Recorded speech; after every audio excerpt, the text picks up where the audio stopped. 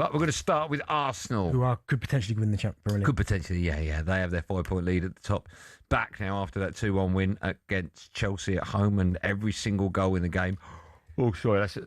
I'm yawning from boring football came from a set piece. Arsenal boss Mikel Arteta spoke to talkSPORT after the game. Discussed the importance of boring corners in the modern game.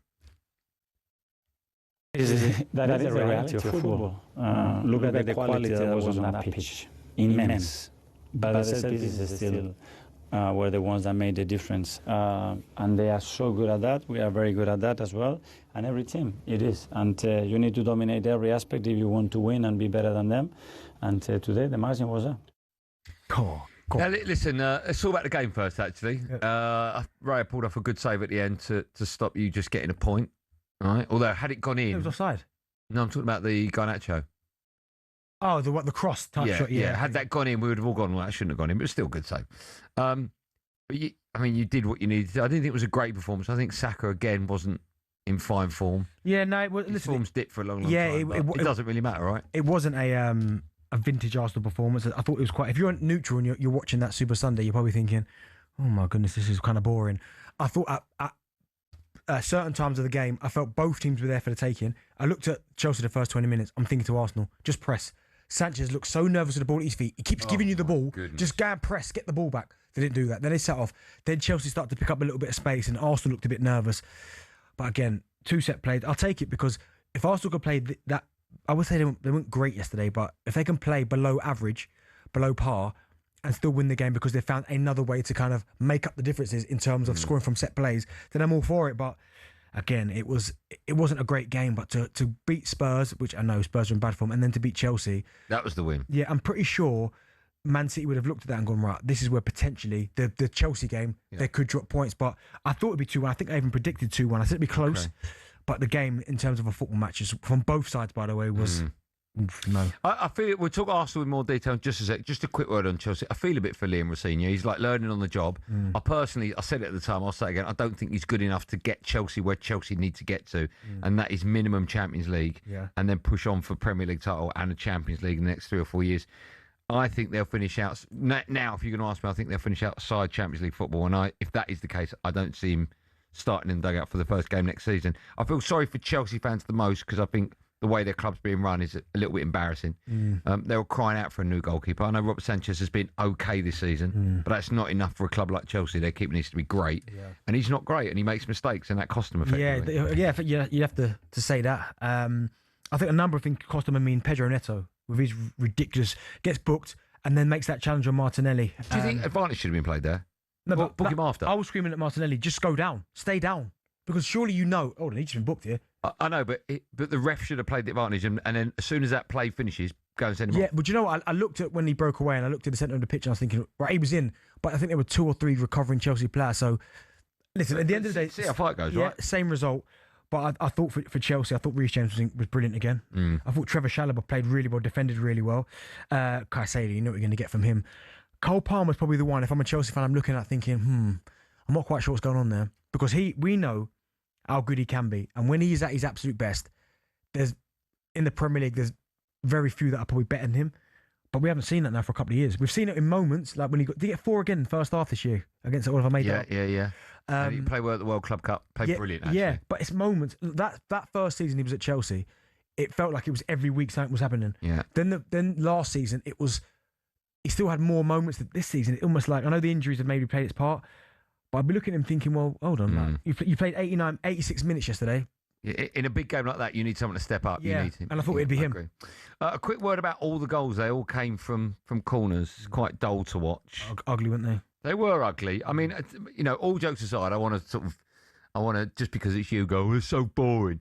But every time you get a corner, you look incredibly threatening, which is quite remarkable. And that's for me, I see it as a positive because Arsenal, I always go back to it. 3 years ago, I think it was, when they first started pushing for the league title, they played this free-flowing football, which was incredible, right? Then the year after was a little bit, it was still nice at times, but it wasn't nowhere near as nice the first time. And then last year was a little bit, this is not hard to watch, but it's not free-flowing.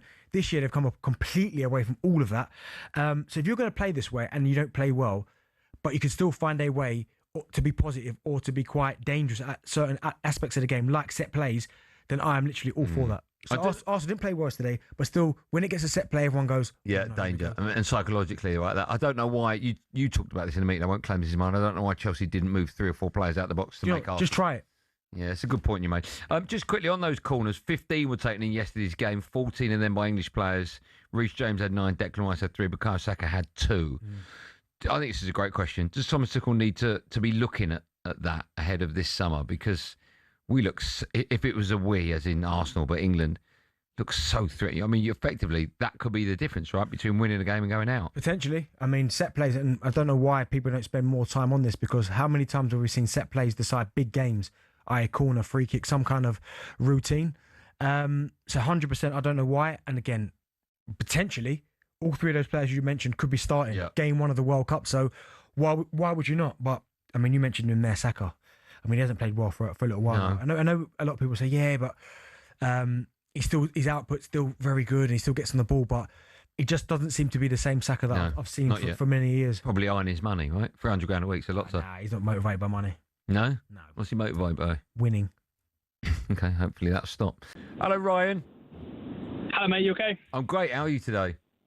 Yeah, not too bad, mate. Not too bad. What would you like to say? Great show as always, guys. Thanks, man. It's very kind. I don't get the hate that Arsenal have about doing set plays and being dead ball specialists.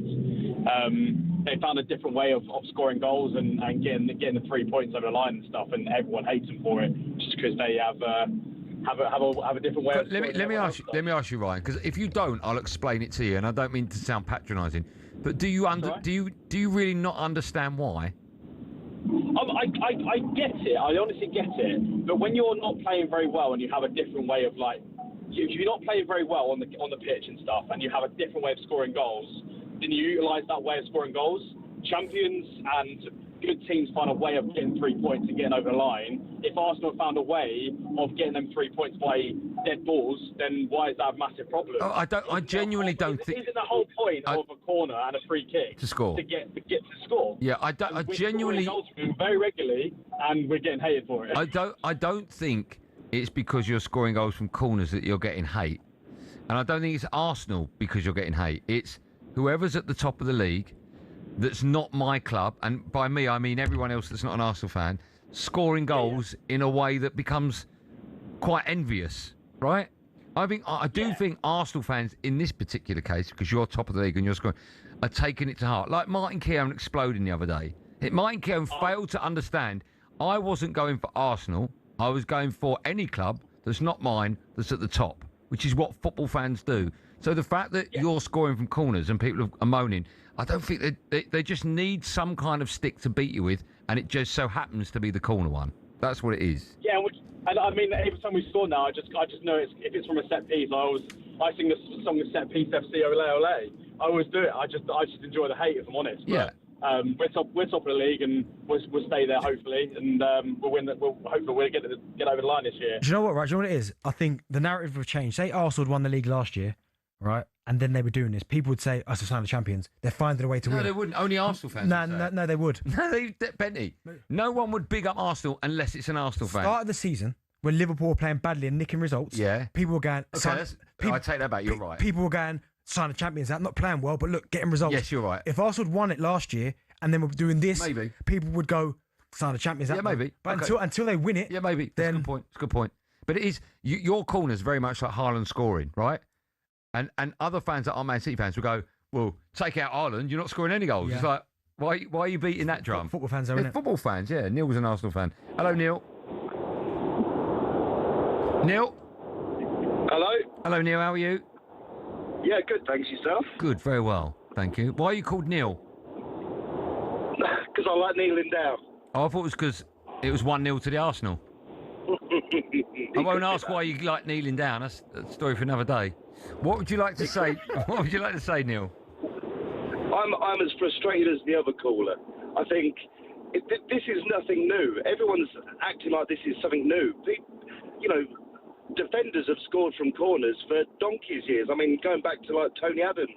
You can go back even. I mean, Maguire does it now for Man United, as you're a United fan. Mm. But suddenly, because Arsenal are, doing these records and, scoring from set pieces, it's become an issue, and I don't think it is. I think, you look at Arsenal recently, this season, for example, we've not been playing so great, and I get that.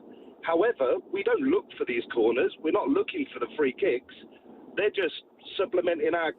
No, but what people are saying, by the way, I like the way you say donkey's ears and then put Tony Adams in that sentence. But what the reason people are saying it is because you could consider it boring football, right? You look at the way Man City and Barcelona used to play, tiki-taka football, pass, goal.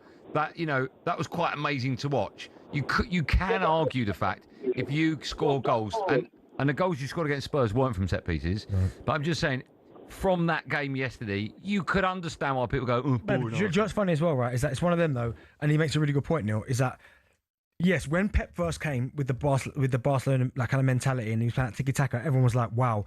But they even went for a period where people going, this is boring. I'm watching this, it's boring. But when you score from corners, it is boring. Yeah, I think there's an art to it, though. I'm not disputing that. I'm not disputing that. But if you look at other goals this weekend in the Premier League, right? So I'm going to use my team as an example, obviously. But that goal we scored, was it last weekend? Oh. No. The breakaway goal where Šeško ran the length of the pitch, right? And everyone's going, oh, it looks like Fergie, which is a little bit nuts to say that. Yeah. That was an exciting goal, right? Yeah. If Arsenal scored them every week, no one would be going, no, they score from corners. But as I said, it's just some kind of stick to beat Arsenal with. Yeah. All right? But it's not exciting football to watch. Nah, I think but it doesn't matter. You know what, it almost is exciting when they get a corner because everyone's like, oh, here we go. I still don't get why they're so difficult to defend. I don't understand that. Yeah. Stick them on the back post. What do you mean stick them on the back post? Stick more players on Mark, whoever. Is it the back post? I don't understand Mark why the big fellas. They don't double up on Gabriel because he gets his head to everything. And by the way, what's the Declan Rice wrestling? What was that about? Honestly. There's a lot of decisions over the weekend that could have gone the other way. In the Arsenal game?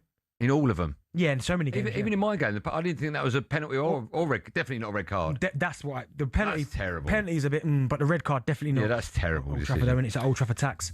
Yeah, but I'm ugly enough to come on and go, that shouldn't have been a red card. Yeah, it's all right doing it after the fact they've won. Well, I can't do it before because it's not happened. Yeah, I didn't. When it happened, it's not a Minority Report. I didn't see in the group. Yeah, that's never a red card. Kept that quiet. Well, what time does the game kick off?